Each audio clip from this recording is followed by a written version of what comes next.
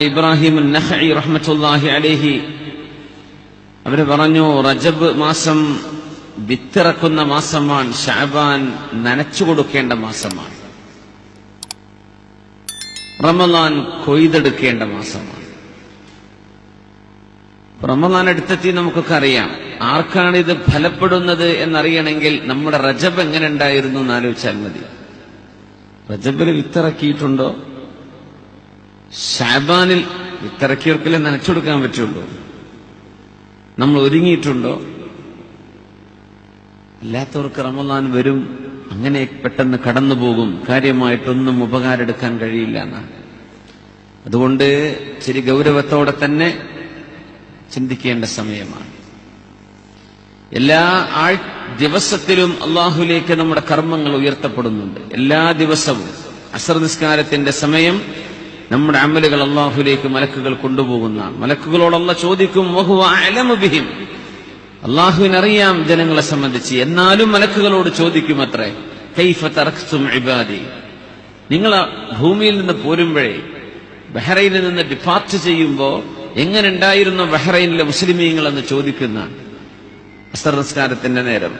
പ്രസവനെ ഞങ്ങൾ ചെന്നപ്പോൾ ഒരു നിസ്കാരത്തിലായിരുന്നു, ഞങ്ങൾ പോരുമ്പോഴും അവർ നിസ്കാരത്തിലാണ് എന്ന് ഒരു വിഭാഗത്തെക്കുറിച്ച് അവർ പറയുന്ന ആ വിഭാഗത്തിൽ അള്ളാഹു നമ്മളൊക്കെ ചേർത്തി തരട്ടെ. പിന്നെ എല്ലാ തിങ്കളാഴ്ചയും വ്യാഴാഴ്ചയും വീക്ക്ലി സ്റ്റേറ്റ്മെന്റ് പോകും അള്ളാഹുവിന്. എല്ലാ ആഴ്ചയിലെയും കണക്ക് അള്ളാഹുലേക്ക് ഉയരും, തിങ്കളാഴ്ചയും വ്യാഴാഴ്ചയും. അതുകൊണ്ട് എന്റെ കർമ്മം അള്ളാഹുലേക്ക് ഉയർത്തപ്പെടുമ്പോൾ ഞാൻ നോമ്പുകാരനായിരിക്കണം എന്ന് ഞാൻ ആഗ്രഹിക്കുന്നു. അതുകൊണ്ട് തിങ്കളാഴ്ചയും വ്യാഴാഴ്ചയും ഞാൻ നോമ്പെടുക്കുകയാണെന്ന് പരിശുദ്ധ റസൂലുള്ളാഹി സ്വല്ലല്ലാഹു അലൈഹി വസല്ലം. വർഷത്തിൽ അള്ളാഹുലേക്ക് ഉയർത്തപ്പെടുന്ന സമയമാണ് ശഅബാൻ. ശഅബാനിലാണ് കർമ്മങ്ങൾ അള്ളാഹുലേക്ക് ഉയർത്തപ്പെടുക, ഈ ശഅബാൻ മാസം. അതുകൊണ്ട് ഉലമാ പറയും, ആഖിറത്തിന്റെ ഒരു കലണ്ടർ ഉണ്ടാകുമായിരുന്നുവെങ്കിൽ, ആഖിറത്തിന്റെ ഒരു കലണ്ടർ അങ്ങനെ ഉണ്ടെങ്കിൽ ആ കലണ്ടറിലെ ഒന്നാമത്തെ മാസം റമദാനും ആ കലണ്ടറിലെ അവസാനത്തെ മാസം ശഅബാനുമായിരിക്കും എന്നാണ്. നമ്മുടെ അറബ് കലണ്ടർ പ്രകാരം മുഹറം മുതൽ ദുൽഹിജ്ജ വരെ. പക്ഷെ ഒരു ആഖിറത്തിന്റെ കലണ്ടർ ഉണ്ടാകുമെങ്കിൽ അമലുകൾ തുടങ്ങാനുള്ള ഏറ്റവും വലിയൊരു വസന്തമായി അള്ളാഹു റമദാൻ നൽകുകയും ശഅബാനോടുകൂടെ കർമ്മങ്ങൾ അള്ളാഹുലേക്ക് ഉയർത്തപ്പെടുകയും ചെയ്യും. പക്ഷെ ശഅബാൻ അവസാനമാണ്, റമദാൻ ആദ്യത്തിലായിരിക്കും വരിക. ഉലമാ പറഞ്ഞിട്ടുണ്ട്.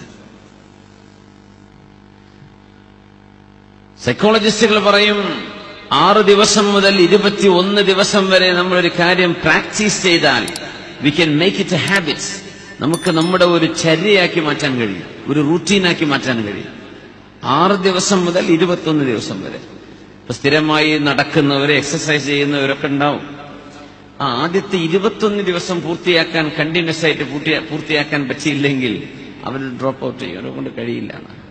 21 ദിവസം പിടിച്ചു നിൽക്കണം മിനിമം. നമുക്ക് 30 ഉണ്ട്, 30 നോമ്പുകളുണ്ട്. എല്ലാ ദുശ്ശീലങ്ങളും മാറ്റിവെച്ച് നല്ല ശീലമാക്കിയെടുക്കാൻ കഴിയുന്ന സമയം അള്ളാഹു റമളാൻ നമുക്ക് തരികയാണ്. അത് തർബിയത്താണ്, തസ്കിയത്താണ്. ആനുവലി അള്ളാഹു നൽകുന്ന ഒരു ട്രെയിനിങ് സെഷനാണത്. അതൊക്കെ ഉപകാരപ്പെടാനുള്ള തൗഫീഖ് അള്ളാഹു നമുക്ക് തരട്ടെ. അൽ ഖൈറു ആദത്തുൻ വശർറു ലജാജ. നന്മ എന്ന് പറയുന്നത് ഒരു ഹാബിറ്റാണ്. നന്മ ഒരു ഹാബിറ്റായി മാറിയിരിക്കണം. തിന്മ എന്നത് വല്ലപ്പോഴും കടന്നു വരുന്ന ഒരുതരം wavering, something that can make wavering in your hearts. നമ്മുടെ ഹൃദയങ്ങളിൽ പെടക്കലുണ്ടാക്കാൻ കഴിയുന്നതാണ് സത്യത്തിൽ പാപങ്ങൾ. നേരെമറിച്ച് നമ്മുടെ ലോങ് റണ്ണിങ്ങിൽ നമുക്ക് ഏറ്റവും കൂടുതൽ എനർജി നൽകുന്നത് നന്മയാണ്. നമ്മുടെ ഹാബിറ്റായി, നന്മ ഹാബിറ്റായി മാറണം. ഈസാ നബി അലൈഹി സ്വലാത്തു വസ്സലാമിന്റെ മുമ്പിലൂടെ ഒരു നായ കടന്നുപോയപ്പോ ഇദ്ഹബ് ആഫാകല്ലാഹ് എന്ന് മഹാനായ റൂഹുല്ലാഹി ഈസാ നബി അലൈഹിസ്സലാം നായയോട് പൊയ്ക്കോ എന്ന് പറഞ്ഞപ്പോ ഒരു മുഅ്മിനായ മനുഷ്യനോട് പറയുന്ന പോലെ ആഫാകല്ലാഹ്, അള്ളാഹു നിങ്ങൾക്ക് ആഫിയത്ത് തരട്ടെ എന്നാണ് ആ വാക്കിന്റെ അർത്ഥം. അപ്പൊ അവിടുത്തെ കൂടെയുള്ള ശിഷ്യന്മാര് ചോദിച്ചു, ഈസാ നബിയെ, ഒരു നായയോട് ആഫാകല്ലാഹ് എന്നൊക്കെ പറയേണ്ട കാര്യമുണ്ടോ? കലിമത്തുൻ തഅവ്വതുഹാ, ഞാൻ ശീലിച്ചു പോയൊരു വാക്കാണത് എന്ന് മഹാനായ ഈസാ നബി അലൈഹിസ്സലാം. നന്മ ശീലമാണ്. അൽ ഖൈറു ആദ വശർറു ലജാജ. ശുദ്ധമായ ഖുർആൻ അങ്ങനെ ഒരു ശീലമാക്കേണ്ടതിലേക്കാണ് ശുദ്ധമായ ഖുർആനിലെ സൂറത്തു ഷംസിൽ ആദ്യ ഭാഗം നമുക്ക് പഠിപ്പിച്ചു തരുന്നത്. أعوذ بالله من الشيطان الرجيم بسم الله الرحمن الرحيم والشمس وضحاها والقمر إذا تلاها والنهار إذا جلاها والليل إذا يغشاها والسماء وما بناها والأرض وما طحاها ونفس وما سواها. ഒക്കെ സത്യം ചെയ്തു പറയണം അല്ലാഹു. വശംസി, സൂര്യനെ തന്നെയാണ് സത്യം. വദുഹാഹ, സൂര്യന്റെ പ്രഭയെ തന്നെയാണ് സത്യം. വൽ ഖമരി ഇദാ തലാഹ, സൂര്യനെ അനുഗമിച്ചു വരുന്ന ചന്ദ്രനെ തന്നെയാണ് സത്യം. വന്നഹാരി ഇദാ ജല്ലാഹ, അല്ലാഹു പ്രത്യക്ഷമാക്കി തരുന്ന പകലിനെ തന്നെ സത്യം. ശംസ്, ദുഹ, ഖമർ, നഹാർ. അഞ്ചാമത്തേത് വല്ലൈലി ഇദാ യഗ്ഷാഹ, ആവരണമായി പുതപ്പ് പോലെ അല്ലാഹു നിങ്ങൾക്ക് നൽകുന്ന ഇരുട്ടെന്ന ആവരണത്തെ തന്നെയാണ് സത്യം. വസ്സമാഇ വമാ ബനാഹ, ഉപരിലോകത്തെ ഗോളങ്ങളെ തന്നെയാണ് സത്യം, അത് സൃഷ്ടിച്ചവനെ തന്നെയും. വനഫ്സി വൽ അർളി വമാ തുഹാഹ, ഭൂമിയെ തന്നെയാണ് സത്യം. വമാ തുഹാഹ, ഉരുണ്ട ഭൂമിയെ നിങ്ങൾക്ക് പരന്നതായി സംവിധാനിച്ചവനെ തന്നെയാണ് സത്യം. ഉരുണ്ടത് പരന്നതുപോലെ കാണലാണ് അത്ഭുതം. ഭൂമി ഉരുണ്ടിട്ട് ആർക്കും തോന്നുന്നില്ലല്ലോ ഉരുണ്ടിട്ടാണെന്ന്. വമാ തുഹാഹ, അങ്ങനെ 9ഓളം. വനഫ്സിൻ വമാ സവ്വാഹ, ശരീരത്തെ തന്നെയാണ് സത്യം.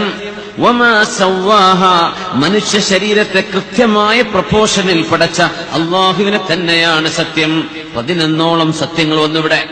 എന്നിട്ട് എന്താ അല്ലാഹു പറയാൻ പോകുന്നത്? കഴിഞ്ഞില്ല.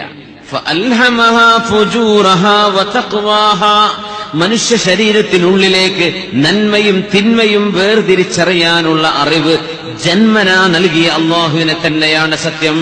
ജന്മനാ മനുഷ്യന് നന്മ തിന്മകൾ വേർതിരിക്കാനുള്ള കഴിവുണ്ട്. അത് പരിപോഷിപ്പിക്കുകയാണ് ഇസ്ലാം ചെയ്തത്. ഒരു കുട്ടിക്കറിയാം നാണം എന്ന് പറഞ്ഞാൽ എന്താണെന്ന്, തിന്മ എന്താണെന്ന്. അതുകൊണ്ട് കുട്ടികളൊക്കെ തെറ്റെയ്താ ഒളിപ്പിച്ചു വെക്കുന്നത്, ഇച്ചിരി നുണയൊക്കെ പറയുന്നത്. അവർക്കറിയാമോ തെറ്റാണെന്ന്. എവിടെന്ന് കുട്ടിക്ക് മനസ്സിലായി? അൽഹമഹ, അല്ലാഹു ഇൻസ്പയർ ചെയ്തതാണ്, അല്ലാഹു തോന്നിപ്പിച്ചു കൊടുത്തതാണെന്നാണ്. എന്നിട്ട് എന്ത് പറയുന്നു അല്ലാഹു? ഖദ് അഫ്ലഹ മൻ സക്കാഹാ വഖദ് ഖാബ മൻ ദസ്സാഹാ. അങ്ങനെയൊക്കെ സത്യം ചെയ്തിട്ട് അല്ലാഹു പറയാണ്, ഈ ശരീരം ആരാണോ നല്ല സ്വഭാവ ഗുണങ്ങൾ കൊണ്ട് സംസ്കരിച്ചെടുത്തത് അവര് വിജയിച്ചിരിക്കുന്നു. ശരീരത്തെ നമ്മളൊന്ന് തസ്കിയത്ത് ചെയ്തെടുക്കണമെന്ന്, നമ്മളൊന്ന് പരിപോഷിപ്പിക്കാനുണ്ട്. അങ്ങനെ വിട്ടാൻ പറ്റില്ല. നമ്മൾ ചില സ്വഭാവങ്ങളെ ഒന്ന് മാറ്റിയെടുക്കേണ്ടി വരും, ചിലതൊന്ന് നന്നാക്കിയെടുക്കേണ്ടി വരും, ചിലതിനൊരു പരിശീലനം കൊടുക്കേണ്ടി വരും. അങ്ങനെ നഫ്സിനെ ആരാണോ നമ്മുടെ ശരീരത്തിന്റെ ഗുണങ്ങളെ സംസ്കരിച്ചെടുക്കുന്നത് അവര് വിജയിച്ചിരിക്കുന്നു. അല്ലാഹുവേ, ആ വിഭാഗത്തിൽ ഞങ്ങൾ പെടുത്തിത്തരണമേ തമ്പുരാനെ. ഈ വിജയത്തിന് 2 കാര്യങ്ങൾ അനിവാര്യമാണ്. ഒന്ന്, അല്ലാഹുമായുള്ള നമ്മുടെ ഇടപെടലിൽ നമ്മുടെ ശരീരത്തിന് തർബീയത്ത് കൊടുക്കണം, ട്രെയിനിങ് കൊടുക്കണം, അല്ലാഹുമായുള്ള ഇടപെടൽ. മറ്റൊന്ന്, നമ്മളും മനുഷ്യരും തമ്മിലുള്ള ഇടപെടലിൽ നമ്മുടെ ശരീരത്തിന് ചില ട്രെയിനിങ് കൊടുക്കേണ്ടി വരും, ചില തിരുത്തലുകൾ നൽകേണ്ടി വരും. ഇത് 2ഉം നൽകാനുള്ള സുവർണാവസരമാണ് നമ്മുടെ മുമ്പിലേക്ക് വന്നിരിക്കുന്നത്. അല്ലാഹു നമുക്ക് തൗഫീഖ് നൽകട്ടെ. ആ 2 ശീർഷകത്തെ കുറിച്ചാണ് ഒരല്പം നമുക്ക് ചർച്ച ചെയ്യാനുള്ളത്. ദുബൈ സമയം 11:45, ഇവിടെ 10:45 അല്ലേ? 10:40. അപ്പോ